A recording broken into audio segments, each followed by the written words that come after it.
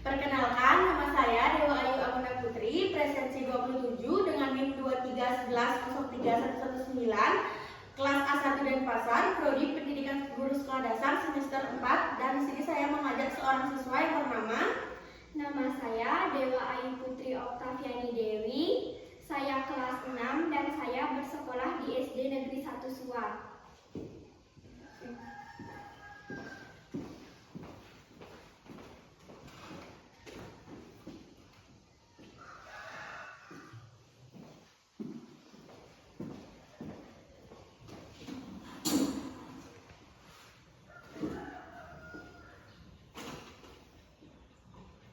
Asana Panganjali Om Swastiastu. Baik, sebelum kita memulai pembelajaran pada hari ini, ada baiknya kita melakukan doa terlebih dahulu. Doa Ibu pimpin, berdoa menurut kepercayaan masing-masing, berdoa dimulai.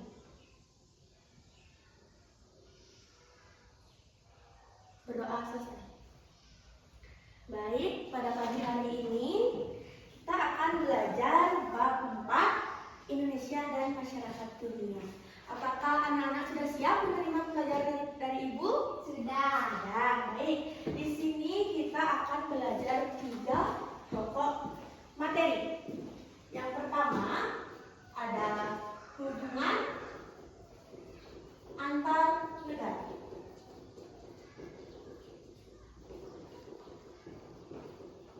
Hubungan antar negara. Kenapa negara tersebut harus memiliki hubungan? Ada yang tahu? Enggak. Tidak. Oke, Ibu akan menjelaskan. Karena setiap negara mempunyai kelebihan dan kekurangan. Maka dari itu, setiap negara harus berhubungan untuk saling melengkapi. Misalnya, Indonesia kaya akan rempah-rempah, sementara Jepang terkenal dengan teknologinya. Agar kita bisa saling melengkapi, maka kita harus berinteraksi dan bekerja sama.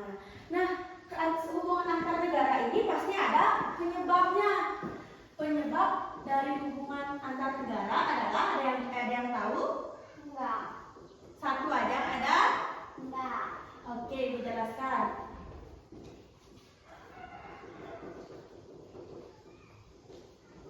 Yang pertama, penyebabnya adalah kebutuhan. Nah, kenapa penyebab hubungan antar negara itu kebutuhan? Karena berbagai kebutuhan yang berkaitan antara satu negara dengan negara yang lainnya. Dan setiap negara memiliki sumber daya alam yang berbeda-beda, sehingga mereka membutuhkan barang dan jasa dari negara yang lainnya. Nah, yang kedua ada dari faktor ekonomi.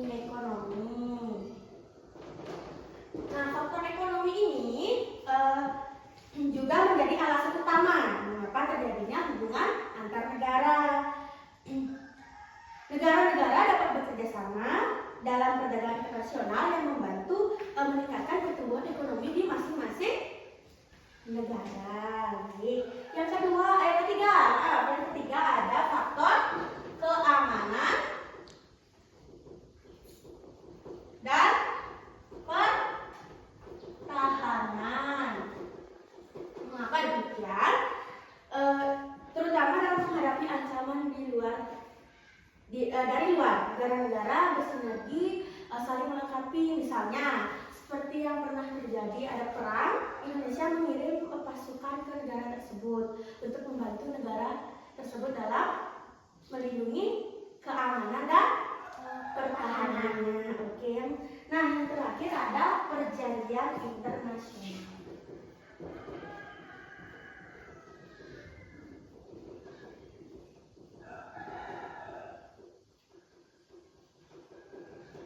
Perjanjian internasional ini seperti terkait isu lingkungan, perubahan iklim, memaksa negara-negara harus bekerja sama untuk menjaga bumi. Nah, selain itu juga ada yang terakhir ada teknologi.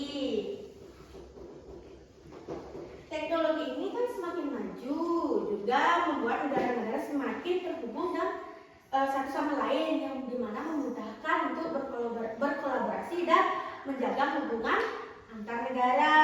Pemerintahan dari berbagai negara sering bekerja sama untuk menciptakan solusi bagi masalah global. Baik, dari semua penjelasan yang telah Ibu jelaskan, apakah dari anak-anak ada yang ditanyakan? Enggak. Tidak. Sudah paham? Enggak. Baik, kita akan lanjut ke materi yang kedua, yaitu globalisasi. Ada yang tahu apa itu globalisasi? Tahu globalisasi yaitu perkembangan teknologi memudahkan hubungan dan kerjasama antar negara. Oke, baik, benar sekali Putri ya. Globalisasi adalah perkembangan. Kalau kita merujuk ke katanya, kata globalisasi terdiri dari dua kata, yaitu global dan sasi. Kata global merujuk pada meliputi seluruh dunia, sementara kata sasi berarti berproses dan perubahan. Seperti yang dikatakan Putri tadi, globalisasi adalah perubahan yang terjadi meliputi seluruh dunia. Contoh globalisasi, ada yang tahu? Contoh globalisasi? Iya. Nggak tahu. Nggak tahu. Aduh. Contoh globalisasi misalnya kita bisa mengetahui budaya di luar negara kita. Itu contoh globalisasi. Kita bisa menonton dari handphone. Kita tahu kalau di luar negeri itu bagaimana tanpa harus ke negaranya. Nah, globalisasi ini tentu ada penyebabnya. Nah, apakah anak-anak tahu apa penyebab dari globalisasi? Penyebabnya? Ya, penyebab dari globalisasi. Ada yang tahu? Tidak. Yaitu perkembangan teknologi dan komunikasi. Benar. Hal ini terjadi karena semakin pesatnya teknologi yang berkembang. Pertukaran informasi semakin gampang. Seperti yang Ibu katakan tadi, kita diam di Indonesia, tapi kita tahu apa yang terjadi di Jepang, bisa di Korea Selatan, ataupun di Cina. Nah, yang kedua adanya kehadiran perusahaan multinasional. Misalnya, sebuah perusahaan baja membuka pabrik di negara berkembang yang memiliki bahan baku dan mempekerjakan penduduk dengan upah yang rendah. Yang ketiga ada kemudahan sarana transportasi. Jika zaman dulu manusia masih harus berjalan kaki untuk menempuh waktu berhari-hari melintasi sebuah kota, sungai, danau dan lain sebagainya, ini jarak bisa cepat rasa. Misalnya kalau mau ke contoh kecilnya, kita mau ke Gianyar, kita dulu harus naik sepeda, jalan kaki. Sekarang kita bisa naik motor atau mobil. Jadinya jarak tempuh yang awalnya 1 jam, 2 jam, jadinya dibersihkan menjadi 30 menit. Nah, tentunya globalisasi ini memiliki dampak positif dan dampak negatifnya, bukan begitu? Nah, coba anak-anak sebutkan salah satu dampak positif dari globalisasi. Dampak positifnya memudahkan berbagi informasi dan teknologi. Ya, benar sekali. Informasi dan teknologi yang pesat membuat kita berbagi informasi semakin mudah. Yaitu yang kedua adanya menambah lapangan pekerjaan. Yang ketiga meningkatkan toleransi dan empati antar penduduk dunia. Dan juga sistem politik yang banyak diambil oleh negara. Selain itu, globalisasi itu juga punya dampak negatif, baik di bidang kesehatan ataupun di bidang sosial dan budaya.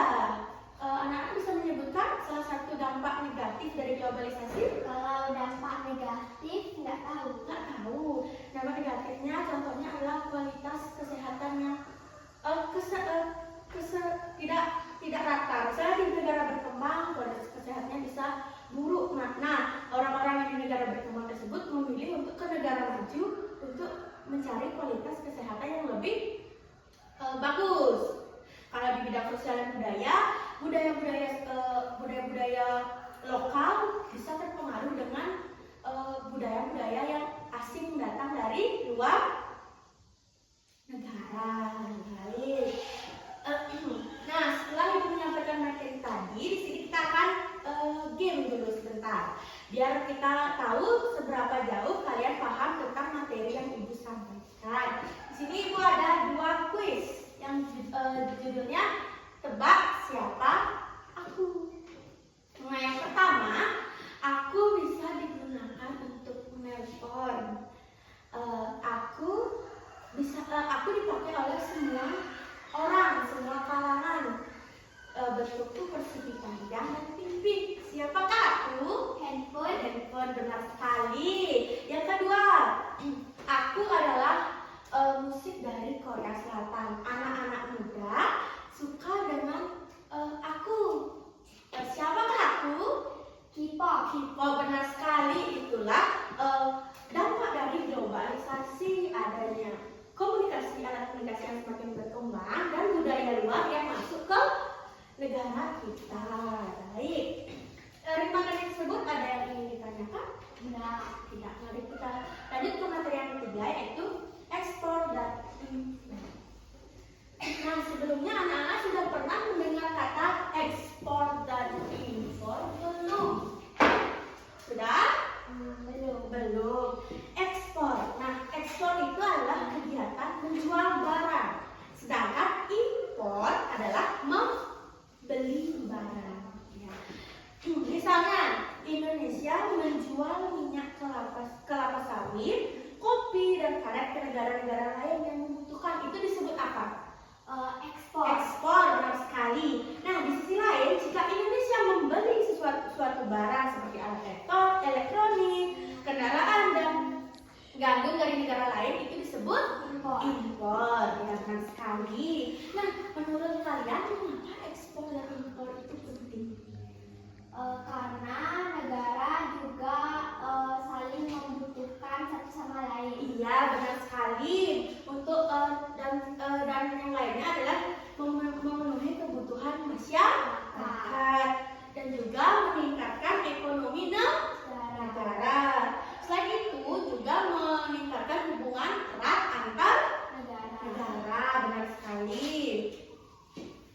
Nah, karena ekspor dan impor, maka akan terbentuk kerjasama antar negara. Kerjasama antar negara itu apa sih? Apakah kalian tahu? Kerjasama antar negara adalah hubungan antar negara yang saling membutuhkan. Ya, kerjasama antar negara adalah hubungan yang dilakukan oleh suatu negara dengan negara lain yang bertujuan untuk memenuhi kebutuhan rakyatnya. Nah, Indonesia itu sudah melakukan kerjasama dari tahun 1945. Indonesia juga aktif terlibat dalam merancang berbagai forum bilateral. Nah, kerjasama apa aja yang diikuti oleh Indonesia? Ada yang tahu? Kerjasama bilateral, Ya. kerjasama regional, Ya. kerjasama multilateral. Iya, benar sekali. Ada kerjasama yang diikuti oleh Indonesia. Kerjasama bilateral itu adalah hubungan kerjasama yang dilakukan antara dua negara. Contohnya, misalnya ada yang bisa menyebutkan? Nggak tahu. Contohnya kerjasama ekonomi, misalnya antara Jepang dengan Indonesia. Nah, yang selanjutnya ada kerjasama regional. Kalau kerjasama regional ini kerjasama di bidang ekonomi untuk beberapa negara atau lebih, ya. Contohnya apa? Tahu. Contohnya ASEAN. Tahu ASEAN? Tahu. ASEAN ini adalah kerjasama ekonomi seluruh negara-negara yang ada di kawasan Asia Tenggara, benar sekali. Nah, yang ketiga ada kerjasama multilateral. Kalau multilateral ini kerjasama antar 3 negara atau lebih. Contohnya apa? Negara Indonesia, Ya, Jepang, Malaysia. ya boleh. Contoh lainnya adalah PBB B. atau Perserikatan Bangsa-bangsa. Bangsa-bangsa, benar sekali. Ada juga WTO atau World Trade Organization, yang dimana organisasi ini adalah organisasi perdagangan seluruh dunia. Nah, oke, dari yang tadi ada yang ditanyakan? Enggak. Tidak. Kita lanjut ke warisan budaya.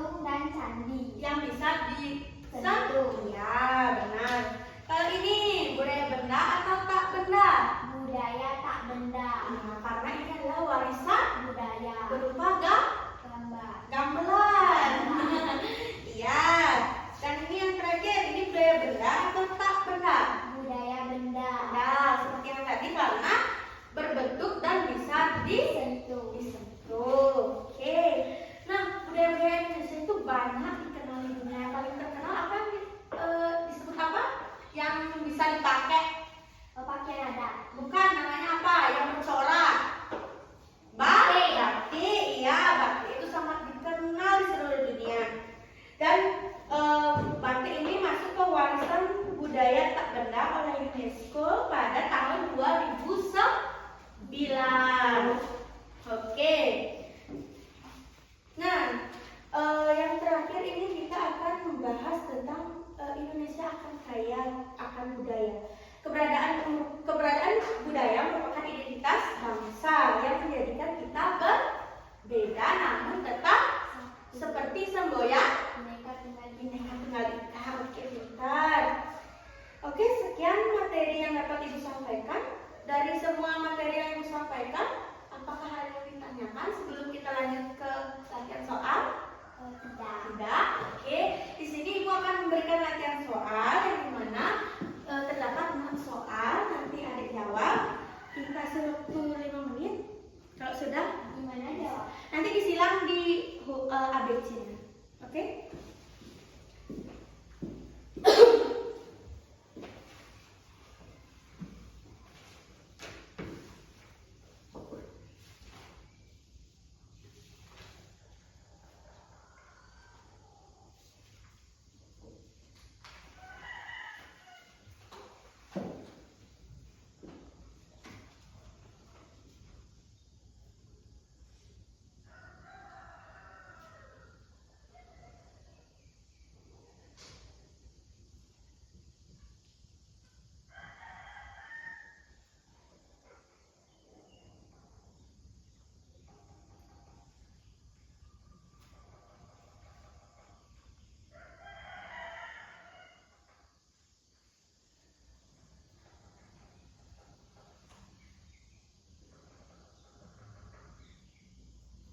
Sudah selesai? Selesai. Oke, sekarang kita bahas.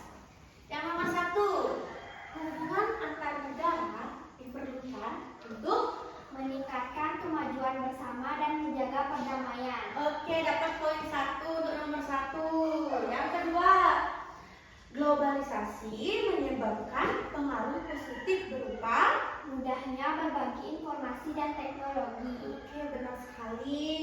Yang ketiga, salah satu organisasi internasional yang diikuti oleh Indonesia adalah ASEAN dan PBB. PBB. Oke, benar.